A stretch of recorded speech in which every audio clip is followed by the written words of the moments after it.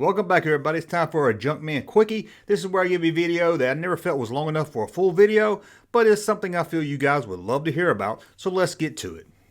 The Jawa might be one of the smallest action figures in the vintage Kenner Star Wars line, but he's one of the most loved. Even as a kid, most of them loved having many Jawa figures, as many as they could, sometimes more than stormtroopers. He is also loved by most collectors of the series, who are always hoping to find one of those rare Jawas with a plastic, or you could call it vinyl cape, rather than the normal release cloth cape. The vinyl cape was changed very early in the Star Wars run, and is one of the rarest released Star Wars figures today. However, if you lived in Mexico, thanks to Lily Ledy, you had a Jawa that was different from the two in the US. Not released by Lily Ledy until 1983, the Jawa in a cloth cape was released on the Return of the Jedi card. Looking at the figure carded, you might not notice anything different at all. But if you do notice something different, it could be the gun, as it didn't come with the Jawa gun that the Kenner figure did. It was replaced with a gun used for two Star Wars figures from the Empire Strikes Back collection, the TIE Fighter pilot and Cloud Car pilot. Just so you know, if you find one of these black pistols and it has an L marked on it, then you have the Lily Ledy Jawa gun. But let's get back to the figure itself.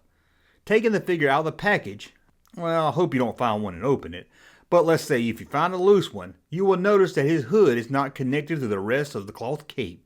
And if you pull on it, you'll see that it comes off. And yes, it was made to come off. That Lily Ledy Jawa has a removable hood, which is kind of silly because under that hood is a Jawa wearing another hood. Why Lily Ledy decided to go this extra step when none of the other companies that did Star Wars figures did is really unknown. Maybe for kids to feel that they got more for their money for buying such a small figure, but if that was the case, you think they would have put it on the package.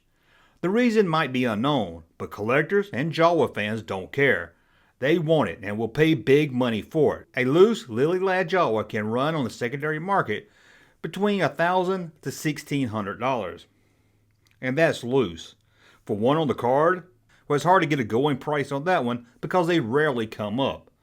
The vinyl cape Jawa might sell for a lot more money, but the Lily Ledy Jawa with removable hood, it's rarest of the two, even more so if it's carded. Well, that's a look at the Star Wars vintage Jawa that came with a removable hood. I want to thank you for watching. As always, thumb up so you like my content, subscribe to the channel, and we'll talk again soon. Hey, Junkman channel popping though. Thank you, sir, for that unsolicited testimony.